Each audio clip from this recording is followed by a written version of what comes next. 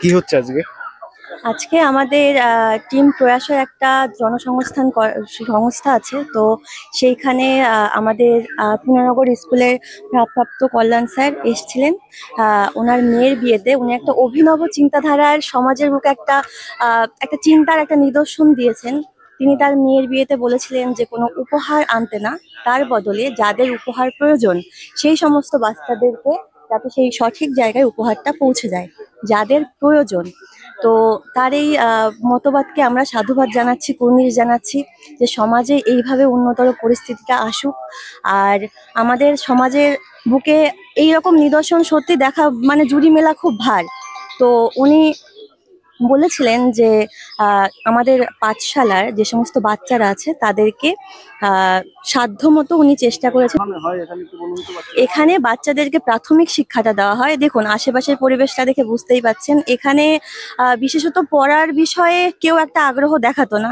সবাই মানে একটা ছন্ন ছাড়া একটা অবস্থাটার মধ্যে ছিল। তো আমাদের যে এঞ্জেল কর্ণধার সুব্রত দাদা বিশ্বাস, তো উনি চেয়েছিলেন যে এই সমস্ত জায়গায় শিক্ষার আলোটা পৌঁছক। তো তিনি এখানে এসেছিলেন এবং সবার আশীর্বাদে, আপনাদের সকলের আশীর্বাদে এখানে ছোট্ট একটা পাঠশালা করতে পেরেছে। আর এদের খাদ্য অভাবের জন্য বেশ কিছু সমস্যা দেখা গেছিল। তো প্রথমতই তারা হাতে কিন্তু আমাদের পেনটা তুলে দেওয়া হয়নি, তাদের হাতে কিছু খাদ্য সামগ্রী তুলে দেওয়া হয়েছিল যাতে করে তারা আসে, কারণ তাদের পেটে খিদেটা ছিল। শিক্ষার থেকে বেশি তাদের পেটে ছিল খিদে। তো সেই খিদে নিবারণের জন্য আমরা প্রথমে স্বল্প মাত্রা চেষ্টা করি। সেইখান থেকে আজকে আমাদের পাঠশালায় প্রায় 150 জন স্টুডেন্ট পড়াশোনা করছে এবং সকলের আশীর্বাদে খুব সুষ্ঠুভাবে আশা করি ওরা আগামী দিনে এগিয়ে যাবে। সেই মানুষটার সঙ্গে একটু পরিচয় করব যার মেয়ের বিয়ে। একদম একদম আসো। ইনি হচ্ছেন সেই পুনর্নগর স্কুলের টিচার, শিক্ষক। মানে সত্যি কুর্নিশ জানাচ্ছি যে এমন একটা চিন্তাধারা সমাজের মাধ্যমে আপনি একটা সুন্দর একটা চিন্তাধারার পরিচয় দিয়েছেন। কি এনেছেন আজকে? আজকে আজকে ওদের জন্য আর কিছু না, ওই জামা কাপড় আর একটু বিস্কুট এইসব জাতীয় জিনিসই নিয়ে এসছি। আর আজকে নতুন করে বিশেষ কিছু আনেনি। মানে আগের দিন অনুষ্ঠানের পরেও আমার কাছে অনেকে জামা কাপড় সব দিয়ে গেছে, সেইগুলো পৌঁছে দেওয়ার জন্যই আজকে আমার আসা। আচ্ছা, মেয়ের বিয়ে তো অভিনব একটা উদ্যোগ, যেখানে প্রত্যেক উপহার সামগ্রী তুলে দিলেন এনজিও সংস্থার হাতে। আমি তুলে দিইনি, আমি সবাইকে অনুরোধ করেছিলাম যে তারা উপহার যা দিতে চায় বাচ্চাদের, এদের উপযোগী, তারা যেন এদেরই দেয়, সে অর্থই দিক। তা এখানে এসে দেখছি যে অভিনব, যা ভাবিনি, চকলেট, বিস্কুট, কাজু, কিশমিশ, বই, খাতা, সব রকম সামগ্রী দেখছি উপহার হিসেবে এরা পেয়েছে। এটা আমি জানতাম না। তার সঙ্গে অর্থ সংগৃহীত হয়েছে। এই প্রয়াসের কর্ণধার হিসেবে যে রয়েছে সুব্রত বিশ্বাস, ওর সঙ্গে আমার কথা হলো যে এই জাতীয় অনুষ্ঠান হলে পারে ওদের সুবিধা কি, তাতে ওরা আরও জনগণের মধ্যে পৌঁছতে পারে, সুযোগ সুবিধা বাচ্চাদের দিতে পারে। আমি চাইবো যে সবাই এগিয়ে আসুন। নাম সুব্রত বিশ্বাস।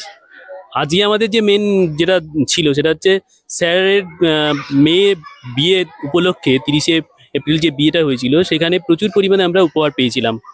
ওনার উপহারগুলো, ওনাদের বিয়ের উপহারগুলো আমাদেরকে তুলে দিয়েছিলেন। তো সেই জিনিসগুলো যারা দিয়েছিলেন তারা একটা আশা করে দিয়েছিলেন যে এরা প্রত্যন্ত গ্রামে পৌঁছে যাক এবং তাদের হাতে সঠিকভাবে পৌঁছাচ্ছে কিনা। তো আজকে আমরা যেটা দেখাতে চাই যে হ্যাঁ, এখানে সত্যিকারের স্টুডেন্ট এখানে সেরকম আছে এবং যাদের প্রয়োজনটা এতটাই বেশি যে তারা পুরোনো জামা কাপড়ের জন্যও মারামারি করে, তারা বলে আমাকে দাও, আমাকে দাও, আমাকে দাও। সমাজে যে এই চাহিদাটা এখনো পর্যন্ত রয়েছে সেটা সাধারণ মানুষ বুঝতে পারে না।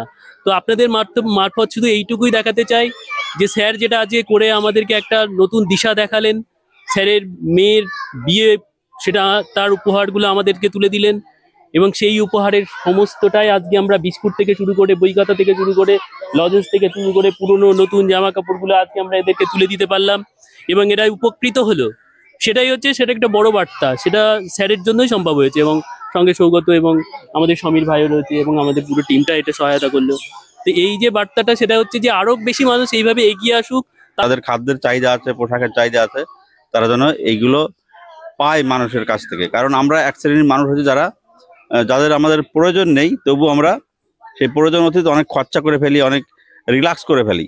তো সেখান থেকে আমরা যদি কিছু সংগ্রহ করে এদের মধ্যে বিলিয়ে দিতে পারি, তো এদের অনেক উপকার হয় আর কি, যেটা আমরা পড়ার জনকল্যাণ সংস্থা করে আসছি। তুই রবিবারে আসো তোমরা পড়তে, পড়াশোনা করতে? ভালো লাগে? দিদি, আপনাদের পাঠশালাটা কোথায়? আমাদের পাঠশালাটা যাও। আসুন দেখাচ্ছি।